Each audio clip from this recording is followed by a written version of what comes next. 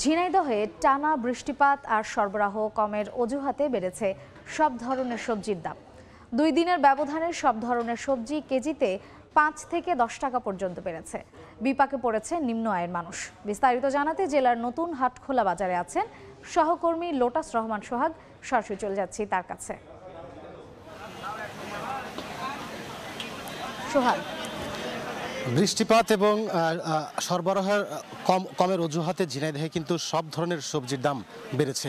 গত 2 দিনের ব্যবধানে ঝিনাইদহে প্রতি কেজি সবজিতে প্রায় সব ধরনের সবজি কিন্তু কেজিতে 2 থেকে 5 টাকা পর্যন্ত বেড়েছে।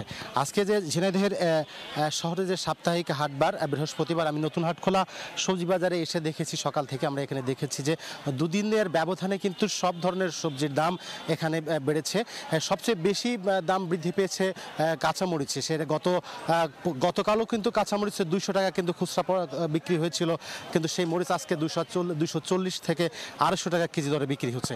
আজকের বাজার দর যদি আমি আপনাদেরকে জানিয়ে রাখি যে ঢেঁড়স প্রতি কেজি বিক্রি হচ্ছে 30 টাকা কেজি দরে, কচু যেটা আছে কচু 60 থেকে 70 টাকা কেজি দরে, এছাড়া মিষ্টি কুমড়া 40 টাকা কেজি দরে, পাতাকপি 50, পেঁপে বিক্রি হচ্ছে 30 টাকা কেজি দরে এবং গোল আলু বিক্রি হচ্ছে 50 টাকা। এছাড়া পেঁয়াজ কিন্তু পেঁয়াজের দাম অপরিবর্তিত রয়েছে, পেঁয়াজ 100 টাকা বিক্রি হচ্ছে।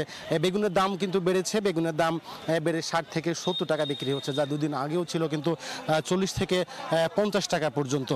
এছাড়াও যে অন্যান্য সবজি আমরা দেখেছি বাজারে, সেই সবজির দাম কিন্তু বৃদ্ধি পেয়েছে 5 থেকে 10 টাকা পর্যন্ত। এবং ব্যবসায়ীরা বলছেন আসলে বর্তমানে দেশে যে টানা বৃষ্টিপাত এবং বাজারে সবজি সরবরাহ কম হওয়ার কারণে কিন্তু তাদের কিনতে হচ্ছে এবং তারা আশঙ্কা করছে যে এই টানা বৃষ্টিপাত বা এই আবহাওয়া